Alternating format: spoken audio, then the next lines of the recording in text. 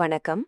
இந்த வீடியோவில் டோட் எல்எம்எஸ்ஸில் உள்நுழைவது முதல் சேஃப் எக்ஸாம் பிரவுசரை நிறுவுவது, அடையாளம் சரிபார்ப்பது மற்றும் COA மாதிரி தேர்வை முழுமையாக எழுதுவது வரை அனைத்தையும் படிப்படியாக காண்போம். முதலில் பிரவுசரில் டோட் எல்எம்எஸ் இணையதளத்தை திறந்து உங்கள் இமெயில் அட்ரஸ் மற்றும் பாஸ்வேர்டை பயன்படுத்தி உள்நுழையவும். உள்நுழைந்த பிறகு மேல் பகுதியில் உள்ள எல்எம்எஸ் பிரிவுக்குச் சென்று மாக் எக்ஸாம் என்ற விருப்பத்தை தேர்ந்தெடுக்கவும். நீங்கள் ரிமோட் முறையில், அதாவது வீட்டிலிருந்து தேர்வு எழுதுபவராக இருந்தால் சேஃப் எக்ஸாம் பிரவுசர், அதாவது SEB தேவைப்படும். தேர்வு மையத்தில் எழுதுபவர்களுக்கு SEB தேவையில்லை. திரையில் தோன்றும் இணைப்பை கிளிக் செய்து SEBஐ பதிவிறக்கம் செய்து உங்கள் கணினியில் இன்ஸ்டால் செய்யவும். தாங்கள் வீட்டில் உள்ள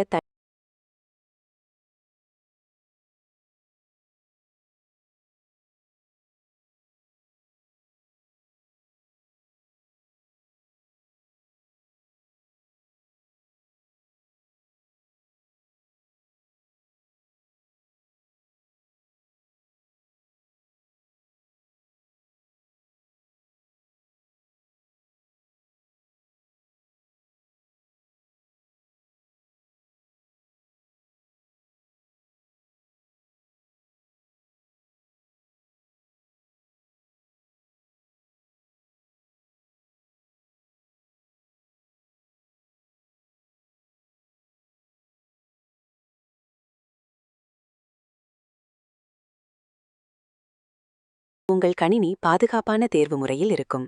வேறு செயலிகளை பயன்படுத்த இயலாது. SEB திறந்த பிறகு மீண்டும் உங்கள் கணக்கில் உள்நுழையவும். உள்நுழைந்ததும் உங்கள் அடையாளத்தை சரிபார்க்க வேண்டும்.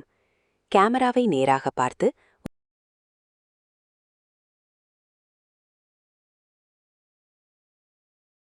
உங்கள் முகம் தெளிவாக தெரியும்படி வைத்து வெரிஃபை மை ஐடென்டிட்டி பொத்தானை கிளிக் செய்யவும். பின்னணியில் அதிக வெளிச்சமில்லாமல் முகத்தை மையத்தில் வைத்து தொப்பி அல்லது முகக்கவசம் இல்லாமல் இருக்கவும்.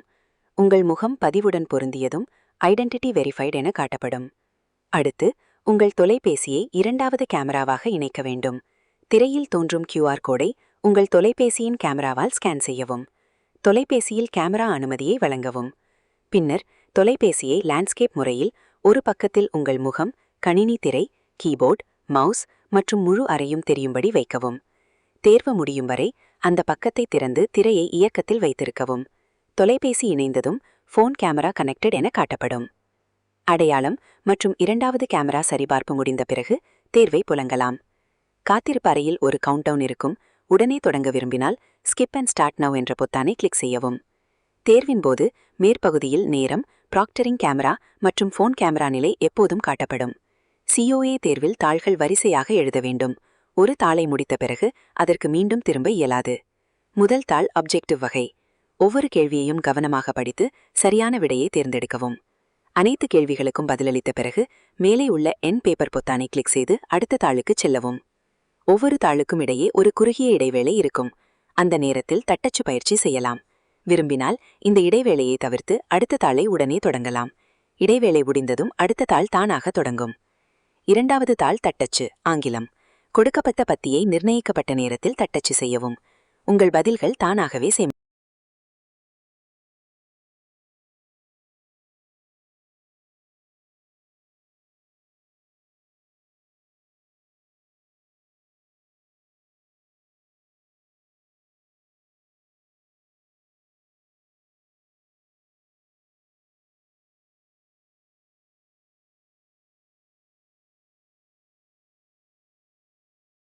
சேமிக்கப்படும்.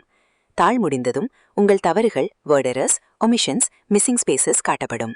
அவற்றை பார்த்துவிட்டு கண்டினியூ பொத்தானை கிளிக்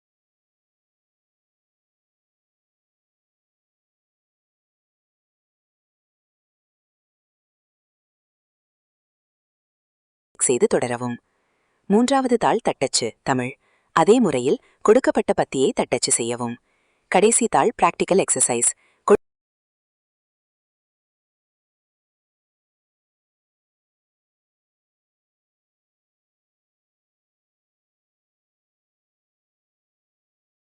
கொடுக்கப்பட்ட பணியை படித்து ஓபன் இ-ஆஃபீஸ் பொத்தானை கிளிக் செய்யவும்.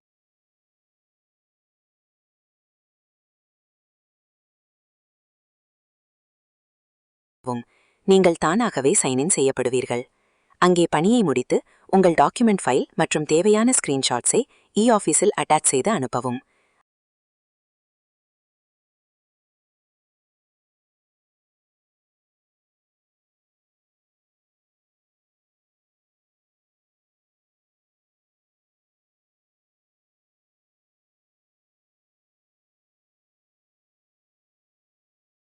அதன் பிறகு I have uploaded my work என்பதை கிளிக் செய்யவும். அனைத்தும் முடிந்த பிறகு மேலே உள்ள சப்மிட் எக்ஸாம் பொத்தானை கிளிக் செய்யவும். வரும் உறுதிப்படுத்தல் பெட்டியில் சமர்ப்பித்த பிறகு பதில்களை மாற்ற இயலாது என்பதை கவனத்தில் கொண்டு உறுதிப்படுத்தவும். சமர்ப்பித்ததும் உங்கள் முடிவு, ஒவ்வொரு பிரிவின் மதிப்பெண்கள் மற்றும் மொத்த தவறுகள் திரையில் காட்டப்படும்.